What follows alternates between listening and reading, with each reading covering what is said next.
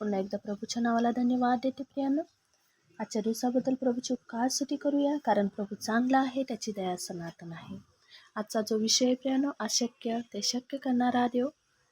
प्रियांनो, मला सांगू द्या, वचना या विषयाला वाचल्यानंतर असे विचार आमच्या मनात येतात की असे काही गोष्टी आमच्या जीवनात असतात की ज्या आमच्या स्वतःच्या प्रयत्नाने म्हणा किंवा स्वतःला आपल्याला अशक्य वाटतात, परंतु परमेश्वरासाठी, प्रभूसाठी कुठलीच गोष्ट अशक्य नाही. त्याच्यासाठी एक दाखला आपण आज वाचणार आहोत प्रियांनो. काना गावातील लग्न, योहानाचा 2 अध्याय, वचन 2 ते 12 मध्ये काही वचन मी त्याचे तुमच्यासाठी वाचत आहे.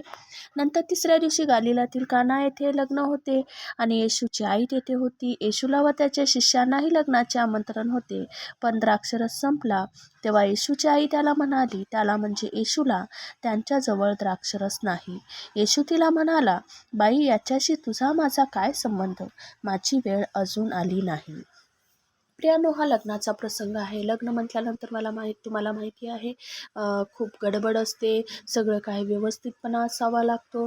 म्हणून त्या ठिकाणी मे बी त्या घरातील मंडळीने सर्व काही व्यवस्थितपणा आणण्याचा प्रयत्न केला असेल, तरीसुद्धा एक समस्या या ठिकाणी या लग्नात उद्भवली. त्या ठिकाणी जो द्राक्षरस होता, त्या काळामध्ये द्राक्षरस हा अतिशय महत्त्वपूर्ण होता लग्नविधीमध्ये, आणि तो संपला प्रियांनो.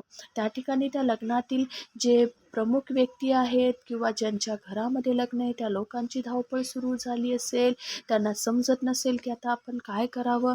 मे बी त्या ठिकाणी ते शोधत असतील की कशा पद्धतीने द्राक्षरस मिळावा.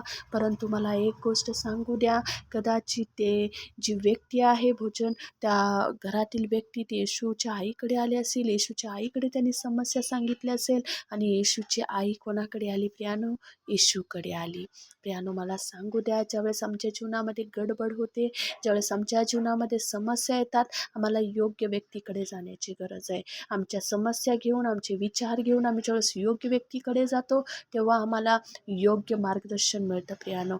तसंच झालं. त्या घरातील प्रमुख व्यक्ती कदाचित येशूकडे आली आणि येशूची आई ती येशूकडे आली आणि तिने ती समस्या येशूला सांगितली प्रियांनो. मला तुमचं वचन तुम्हाला एका वचनाकडे सांगायचं आहे प्रियांनो. त्या ठिकाणी हा चमत्कार घडण्याआधी मला एक सांगू द्या की त्या घरामध्ये, त्या कार्यक्रमामध्ये येशूला आमंत्रण होतं प्रियांनो. आमच्या जीवनात असे कुठलेही प्रसंग असू प्रियांनो, आनंदाचे असू द्या, दुःखाचे असू द्या, समस्येचे असू द्या, त्या प्रत्येक काळात आमच्या जीवनात प्रभूला आमंत्रण असण्याची गरज आहे. ज्यावेळेस प्रभूला आमंत्रण असतं, गोष्टी अशक्य ते शक्य होतात.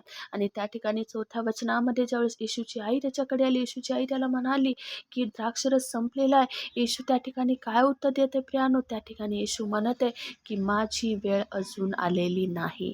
प्रियांनो, त्या ठिकाणी या वचनामध्ये जरी प्रभू म्हणत आहे की माझी वेळ आलेली नाही, परंतु त्या कुटुंबावर येशूचं प्रेम होतं. कदाचित त्या कुटुंबाची चाललेली गडबड, त्या कुटुंबाची चाललेली सर्व धावपळ पाहून येशू तिथं चमत्कार करत आहे. त्या ठिकाणी येशूची आई त्या ठिकाणी त्या चाकरांना सांगत आहे की येशू जे काय सांगल ते करा. आणि ज्यावेळेस येशूने त्या चाकरांना सांगितलं की रांजण पाण्याने भरा, प्रियांनो, ज्यावेळेस ती चाकर जे होते, ही जी कृती करत होते, त्या चाकरांना वाटत असेल, काय आम्हाला सांगत आहे, या ठिकाणी द्राक्षरसाची गरज आहे आणि पाण्याने त्या ठिकाणी रांजण भरण्यास सांगत आहे. प्रियांनो, मला सांगू द्या, कदाचित कधी आमच्या जीवनामध्ये काही गोष्टी प्रभू आम्हाला करायला सांगतो. आम्हाला कदाचित ते व्यर्थ वाटतं, कदाचित ते कधी गमतीदार वाटतं प्रियांनो. परंतु मला सांगू द्या, एखादी कृती जर आम्हाला प्रभू करण्यास सांगत आहे, आम्हाला ते विश्वासाने करायची आहे. आणि ज्यावेळेस त्या प्रत्येक कृती आम्ही विश्वासाने करतो प्रियांनो, प्रभू आमच्या जीवनात चमत्कार करतो.